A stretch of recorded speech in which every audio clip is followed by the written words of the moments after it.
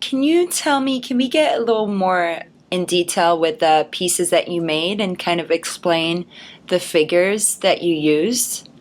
Yeah, for the one that I'm working on right now, it's the drawing of two kind of Victorian children Mm-hmm. that I took from photo reference from the Austrian side of my family Mm-hmm. in the 20s. So they're kind of proper looking, they're kind of bored looking, but they have these big kind of looming animal shadows coming out from behind them. Wow.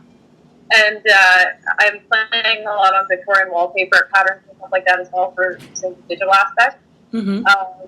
And just representing that they're surrounded by all these toys, are kind of bored. You know, their lives are not filled with kind of meaning, but they're at their core, they just want to be free and wild Mm-hmm. in a way. So the animal shadows was one big thing that inspired this whole thing for me. Okay. Just a second identity kind of thing, and present that in a surreal way. Mm-hmm. The other ones that I did was a young girl kind of on her haunches Okay. with a big wolf skin over her body. Um, and she's in still like a nice dress, and there's the wallpaper. It's very nice looking, but this wolf is coming out of her face like pretty, you know, intensely. Mm-hmm.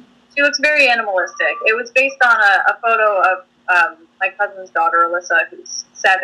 Mm-hmm. And I caught her in a photo just springing up. Mm-hmm. And she just looked so primal. It really Yeah. struck me. That was another main inspiration.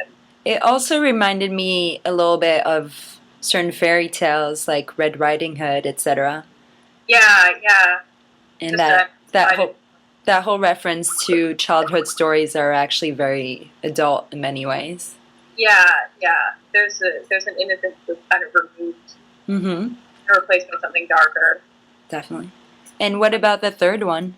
The third one was I was playing around with the animal shapes and shadows and stuff, and I ended up doing these two fawns.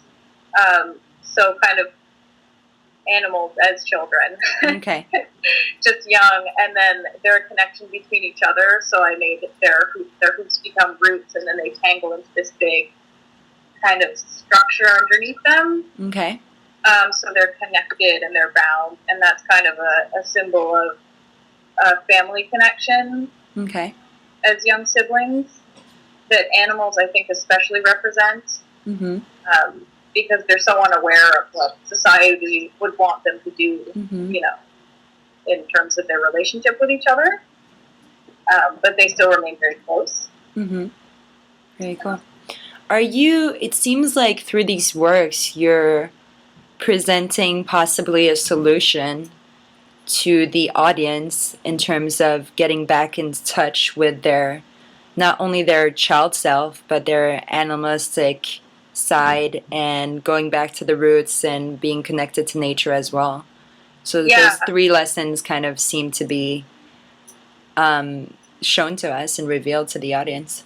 yeah, it's something I'm pretty much always interested in representing in different ways because I Mm-hmm. think it's so important, especially as an artist, to remember yourself as a child, to remember how you process things, and to not lose that ability to think creatively. Mm-hmm.